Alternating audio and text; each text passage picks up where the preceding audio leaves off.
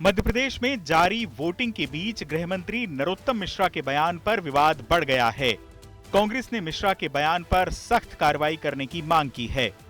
दरअसल मिश्रा ने शुक्रवार सुबह वोट डालने के बाद कहा था कि राज्य में बीजेपी के अलावा किसी और पार्टी की सरकार आई तो पाकिस्तान में जश्न मनेगा, लिहाजा कमल के बटन को दबाएं। उन्होंने कहा था कि कमल के निशान पर वोट डालने से सीमा पर तैनात जवान को भी मजबूती मिलती है। मिश्रा के इन बयानों पर कांग्रेस का लाल पीला होना लाजमी था। अब दिग्विजय सिंह ने नरोत्तम मिश्रा के इस बयान को भड़काऊ बताया है और चुनाव आयोग से उनके खिलाफ सख्त कार्रवाई करने की मांग की है। दूसरा कोई दल जीतेगा तो खुशियां पाकिस्तान में मनेंगी।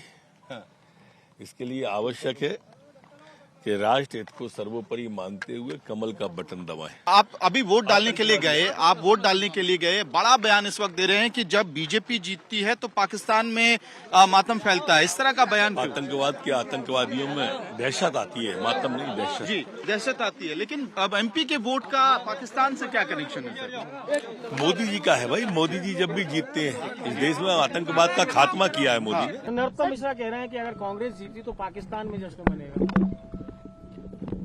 नरोत्तम मिश्रा के खिलाफ इलेक्शन कमीशन ऑफ इंडिया को तत्काल सख्ती से कार्रवाई की जाना चाहिए। आप कितने कॉन्फिडेंट?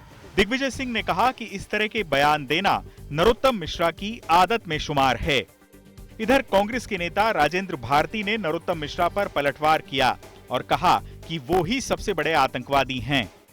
और नरोत्तम मिश्रा इस चुनाव में हार रहे हैं। उन्होंने जो आतंकवाद की चर्चा यहाँ की है, तो आज की तारीख में तो सबसे बड़े आतंकवादी वही हैं जो अपने आतंकवाद को फैलाकर चुनाव लड़ रहे हैं। आप कह रहे हैं कि नरोत्तम मिश्रा जी ही सबसे बड़े आतंकवादी हैं दतिया के? यस, वो सबसे बड़े आतंकवादी हैं और उन्होंने ये सार्वजनिक रूप से मंच से कहा है कि दतिया में केवल एक ही गुंडा रहेगा। तो गुंडा और आतंकवादी एक ही श्रेणी में आते हैं। मध्य प्रदेश में कुल 230 विधानसभा सीटों के लिए शुक्रवार को मतदान हो रहा है। वहीं छत्तीसगढ़ में कुल 90 में से 70 विधानसभा सीटों पर मतदान हो रहा है। दोनों राज्यों में मुख्य मुकाबला कांग्रेस और बीजेपी के बीच है। सभी चुनावी राज्यों के नतीजे 3 दिसंबर को आएंगे। चुनाव आज तक।